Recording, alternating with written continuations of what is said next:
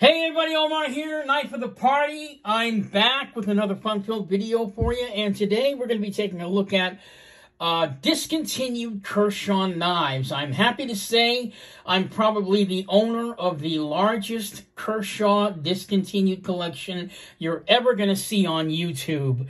Nobody has more than me. I'm going to say I could be wrong, but I don't think I've seen a collection that is as large as what I have. We're going to be taking a look at some serious Kershaw discontinued knives. This is part one of 4 videos I'm going to do on my Kershaw discontinued collection. So, yeah, you're going to be seeing 4 videos. This is the first set of knives that I'm going to talk about. All I'm going to do in this video is I'm just going to name the knives and talk about them a little bit. I'm going to try and go through them as quickly as possible. If I forget the name of the knife, forgive me. Hopefully you guys may be able to find it on the internet. So let's go ahead and get started. I'm going to start with this little guy. This is called the Centofonte knife. It's a collaborated knife made by Frank Centofonte and Ken Onion. So I don't know who designed what. The knife is made of zirconium, I believe. Well, actually, no. It could be zirconium. And we've got mother of pearl for the handle here. Now, this is the first version of this knife. It also came in red without signatures on them. This one is very, very rare. It also comes with a black leather sheath that I actually have with the box in my Kershaw drawer over here. I didn't bring that out, but I wanted you guys to see this piece. Yeah, this is called the Frank Centofonte. Really, very, very nice little knife. The steel on this, oh, I'm not sure what it is. I can't, yeah, you're going to have to forgive me. I don't remember the name of the steel on this one. So moving on, this is the No Stranger to Anybody knife. This is the Kershaw Leak, spring-assisted. Most of the Kershaw knives during this period were spring-assisted. Very few manuals were released. This is just what they were doing at the time. I guess they were promoting a lot of the spring-assisted knives because that's what was popular at the time. So the Kershaw Leak in G10, polished G10. Really very pretty. Designed by Ken Onion. As most of you guys know, Ken Onion was the premier knife designer for Kershaw between 1998 and 2010 when he left. Another Ken Onion design, this is the Kershaw Salvo. You can't find this right now, and if you do, it's very, very, very expensive. I've seen this knife like right around 200 bucks. You just don't see them complete with the box. I've got one here complete in the box. Usually if you see this knife on eBay, it's serrated. This is the non-serrated version. Very, very popular knife.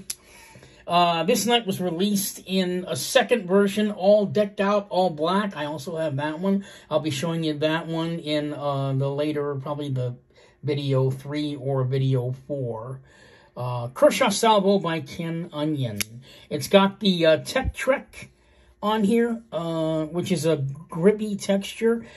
This feels, I don't know how to describe it, but this material here, it feels like that green wood, that green welcome carpet that you see in front of a lot of people's homes. That's what this feels like. This Tech Trek looks like. Or I guess like that fake grass that you see a lot of people have on their lawns. This is what it feels like, kind of. So, Kershaw Salvo.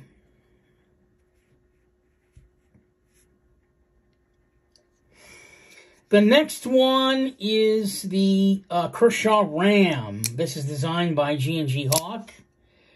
Probably one of the more unique designs I've actually seen come from Kershaw, and it's a very, very rare knife these days. In fact, there's only 2 videos on this knife, I believe. I did one, and there was another one many years before that. Bob, the Knivestown guy, did a video on it, and he did a much better job of describing the knife than I did.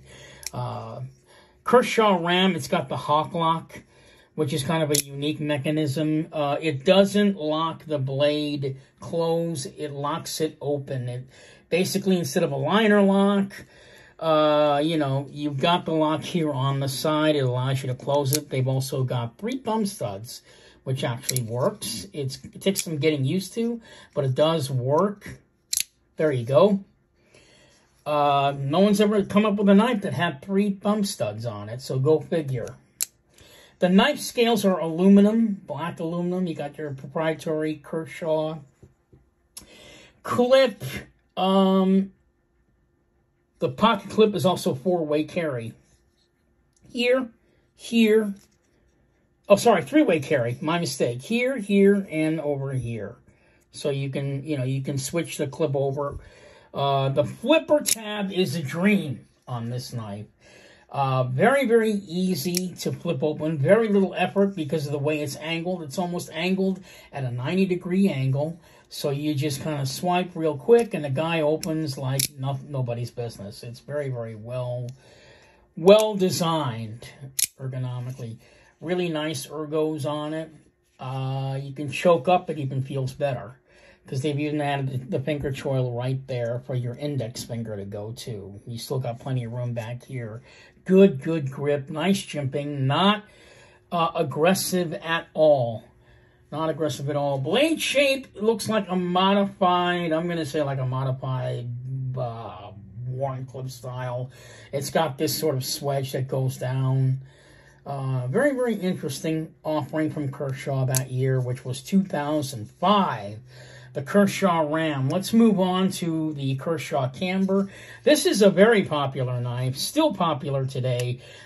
This knife goes for like $149 on eBay now, if you can find one brand new in a box. Again, this is the Kershaw Camber. This is with S30V steel. I forgot to mention the steels on these knives. Let me go over that real quick. This one, I think this is $10.95. I believe was the steel on this one, if I'm not mistaken. On this one, it's S30V, real quick. On this one, it's 14C28N on the Kershaw Salvo. On the Kershaw Ram, again, 14C28N on that one. Kershaw Ram. And then now we are up to the Kershaw Camber, which is an S30V steel. Again, with the Tech Track aluminum scales on it. Really very nice. Proprietary Kershaw black rustic pocket clip on the knife. Deep carry, by the way. Deep carry. Really nice offering from Kershaw. They, you know, keep in mind a lot of the knives that Kershaw put out between this time, which the time I'm talking about is 1998 all the way up to 2010. Now, you guys know zero tolerance did not come into existence until 2012. So that's why you're seeing a lot of Kershaw knives on this table with a variety of steels. These days, they're just using Kershaw with a lot of lower-end steels. I was under the impression that they were using Kershaw to promote zero tolerance, but, you know, these days it's kind of hard to say that because ZT doesn't seem to be releasing a lot of knives these days. They usually put out only maybe 2 or 3, maybe if you're lucky 4 brand new models, and then you have to wait another year for another 4 models, and then they discontinued the other models that you liked. Who knows why? This is the Kershaw, here we go, where the memory doesn't come to me. Speedform. Sorry, I got it. The Kershaw Speedform. This one is an LMAX. The handle of the knife is G10. Textured G10. Very, very pretty looking on there. Kind of a fancy looking pocket clip. The shape of it is very nice. We have a 2-way carry pocket clip on this one. Thumb studs are very, very accessible. I forgot to mention that the thumb studs during this era were either just flat and round, or if I hold the camera up, you can see they were angled. I don't know if there are any other knives out there today with this kind of angled thumb stud. but it is very, very accessible. Basically, you shoot up when you open the knife. You don't have to. It's not an outward popping. It's just you grip with your thumb and then you just kind of pop it open, shooting it up that way.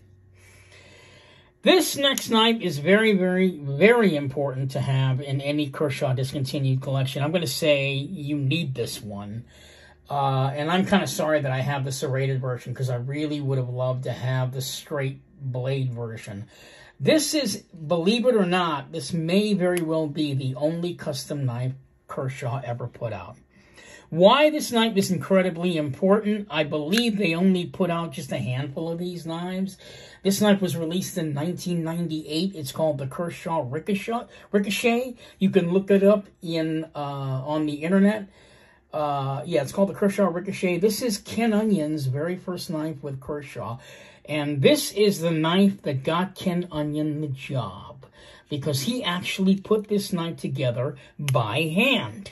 That's right. This is an actual custom knife made by Ken Onion. As far as I understand it, this knife was still, at the time that they produced it, they only made a handful of these. I can't remember how many of these knives were made, but there were not that many. It was done on an assembly line, but get this, it was done on I guess you could say it was done on an assembly line. But it was actually a knife, or not assembly line, but it was done assembly-like. In other words, all the parts of this knife were polished and put together by hand by 8 people, including Ken Onion. So Ken Onion would start off, maybe he would, design the scales by hand, right? And then he would pass it over to another person who would put the handles on the knife by hand, and then maybe somebody does the back spacers, somebody puts the blade. You get the idea. But the entire knife was made by hand from start to finish on this one. I can't remember how many of these they made. But this knife is currently worth around, I'm going to say, these days, this knife is like right around $500 if you can find it brand new in a box. $500 for that. This is the Ken Onion Kershaw Avalanche, and this is another rare one. This is with G10 scales. Really very, very grippy feel to it. Unlike the Ricochets, you can tell it's very polished G10. Here on the Avalanche, it's very rustic looking. What makes this knife so rare is that they didn't make very many with the unfinished blade, like this one. The steel on this knife and the steel on this knife is CPM 440V. It's old school steel. You don't see it anymore these days. Kershaw Avalanche, also spring assisted. Just like the Kershaw Ricochet. That's also spring assisted. We're getting more into the spring assisted stuff at this point. So, here we have Ken Onion's Kershaw Boa in aluminum scales with these, I don't know, looks like kind of these dots on them. Kind of cool. All in black. Spring assisted.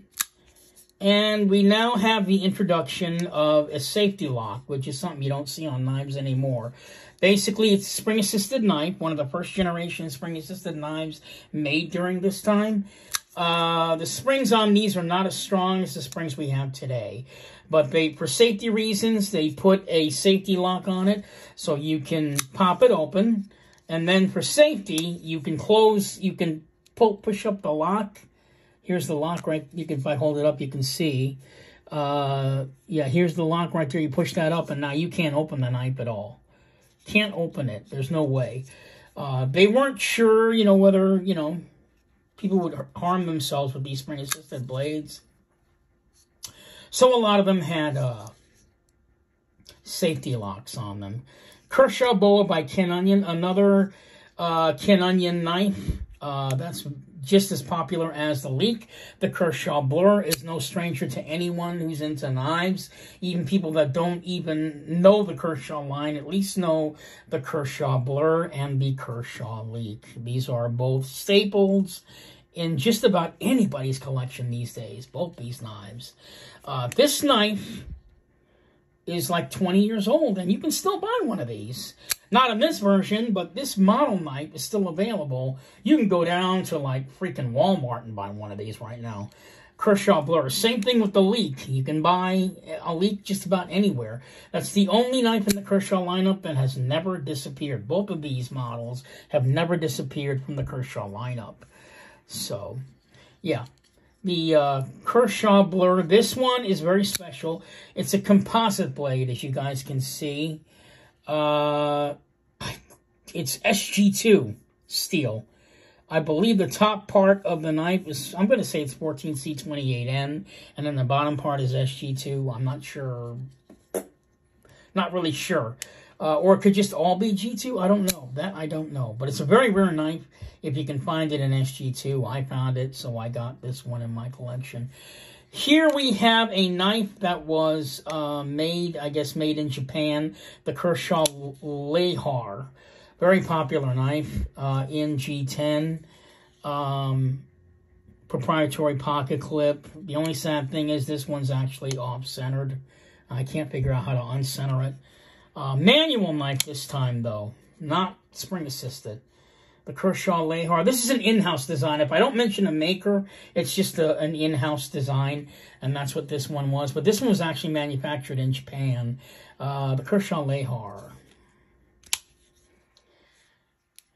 Oh, yeah. And again, this is the Kershaw Boa once again. The reason I have this knife in my collection twice, this one is an S30V, this one is an S90V. Same configuration, just a different blade. So keep in mind, S90V was considered at the time sort of a super steel. And, you know, that's how they basically... that was one of the blades when we started to get up to the super steels, and S9DV was considered one of them at that time. The final knife I'm not too fond of, but I actually bought this knife twice. The first one had like a scratch on it. I couldn't deal with it, so I sold it and waited for another one of these to come back and on the internet, and I purchased this one. This one was in perfect condition. This is the Steven Seagal knife. And it's got the Stingray grip on here, really kind of nice. I think that's probably the only reason why I got it, was because it had Stingray scales on there, Stingray inlays. I don't particularly care for Steven Seagal, but I thought the knife was pretty cool, so I thought I'd get it. The other version that I had was also serrated, which I hated, so I finally got a hold of one that was in a plain blade shape. And, yeah, again, designed by Ken Onion. Ken Onion was a big Steven Seagal fan, and he wanted to make one just for that actor. I believe he actually met him, too, so hats off to him there. So here you have it, part 1 of my Kershaw Discontinued collection. I'll be back in a few minutes to do part 2, and I'll see you guys in just a little bit.